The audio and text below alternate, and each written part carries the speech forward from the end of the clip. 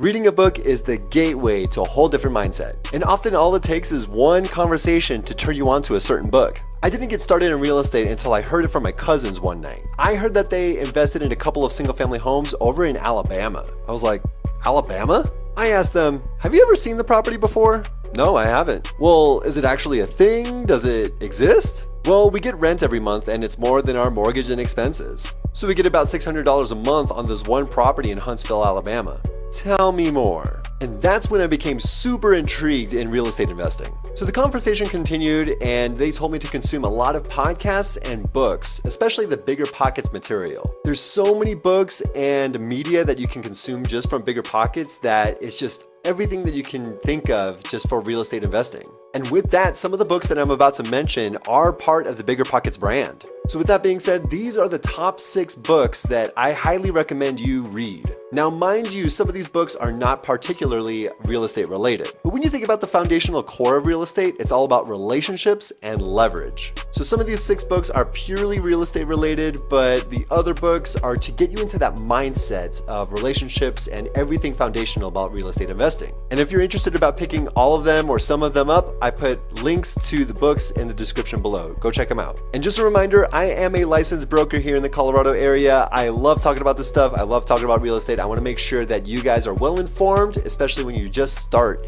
in real estate investing. So that being said, let's get into the 6. Make sure you like and subscribe, and let's get into it. Let's start with The Purple Book, Rich Dad Poor Dad by Robert Kiyosaki. It's an amazing book and I highly recommend anyone to read this, even if you're not exactly investing or business related. It's just to get that mindset ready that there's more to life than just working for that paycheck. So in the book, Kiyosaki mentions his poor dad who worked all his life but never attained financial freedom, and contrasted that with the life and advice of his rich dad who built passive income streams and was an entrepreneur. This book is so foundational because it teaches you about financial education, having your money work for you rather than having you work for money. It's just so many good golden nuggets from that book. And like I said, it's not necessarily real estate related, but there are some core concepts in here that can be applied to real estate investing. For example, Kiyosaki mentions the importance of cash flow and passive income, which are key considerations for real estate investors.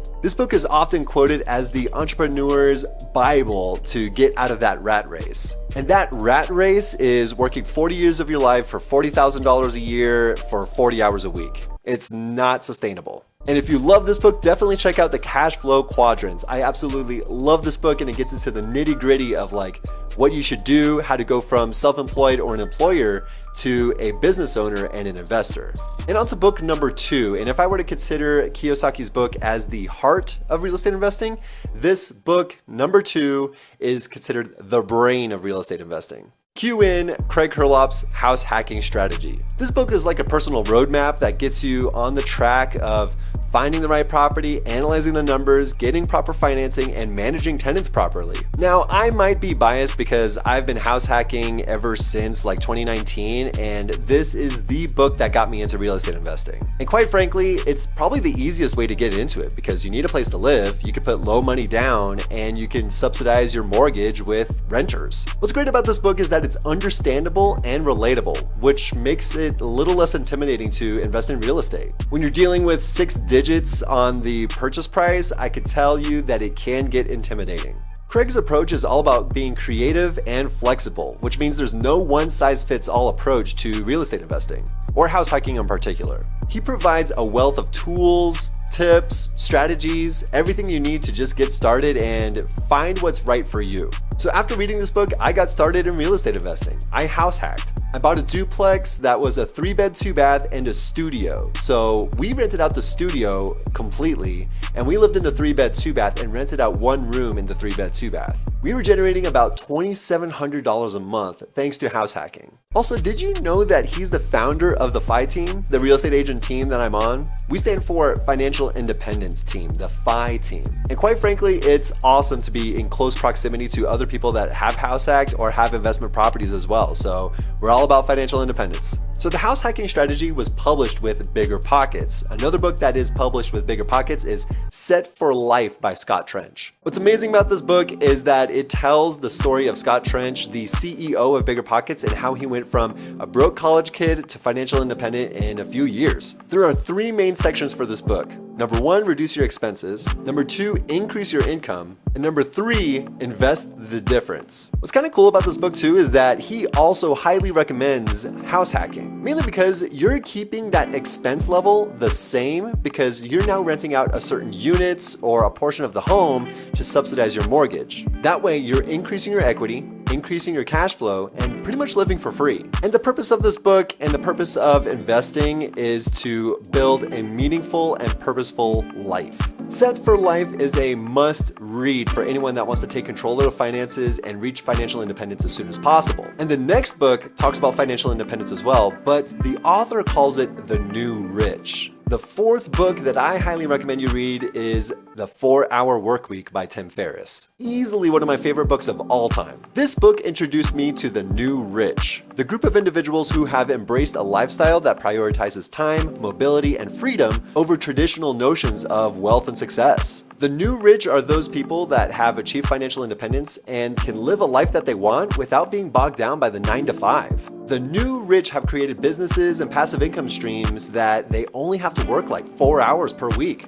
hence the book name. This gives them the ability to do their own hobbies, to go travel, and do whatever the heck they want. What's also great about this book is that there's a lot of cool tips to keep you out of your comfort zone. And one that really stuck out to me was revisiting your terrible twos. What he means by that is just saying no to all requests. Your default answer to any request is just going to be no. Hey, do you have a minute? Do you want to go to the movies sometime? Can you help me move? Just merely say, I can't, I have too much on my plate, and just work on you and your business. Like I said, this book is a must read for those people that want to live life to the fullest. And you can't really do that when you're working a 9 to 5 job 5 days a week. So the 5th book that can prepare you the most for real estate investing is called The Book on Rental Property Investing. This is the good stuff. This is the tactical approach to doing anything real estate related and investing in that industry. Brandon Turner doesn't just talk about the theory, he talks about the actionable, concrete steps for you to get started with your portfolio. So one of my favorite passages in the book is called the stack method. It means that year 1, you're going to buy your first single family property, and let's say it cash flows about $500 a month. If you maintain your job and your income and you're generating more income along the way,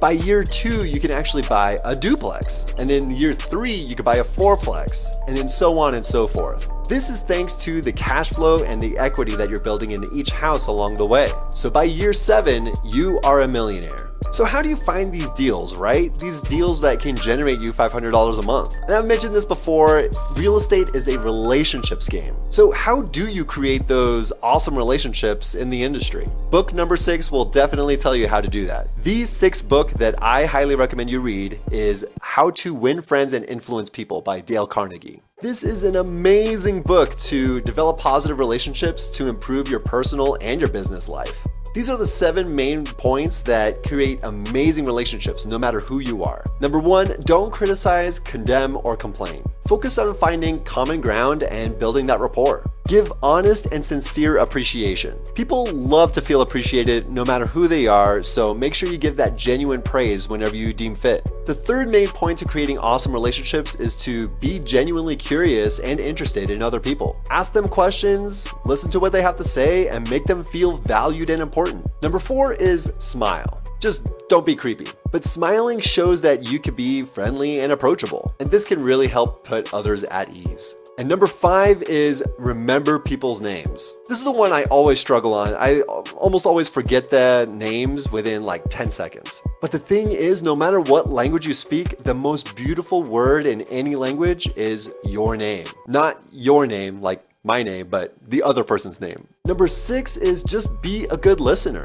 Oftentimes when we listen to someone else, we're often thinking about the response back to them, not actively engaging in what they're saying. So build that positive relationship by actively listening to them and responding accordingly. And lastly, number 7, talk in terms of the other person's interest. Make sure you tailor your communication to that person's interests or what they're involved in. And you can focus on how you can help them achieve their goals. I've read this book like 3 times now, and honestly, I learn something new every time I read it. And like I said earlier, go check out the links down below so that you could purchase the book directly from Amazon. So I know I talked about house hacking a lot in this video, so I want to make sure that you guys are fully informed, and I have another video of the things that I wish I knew about house hacking before I got started. So click on this video right here. Really excited to see what you guys think of it, and I'll see you guys next week.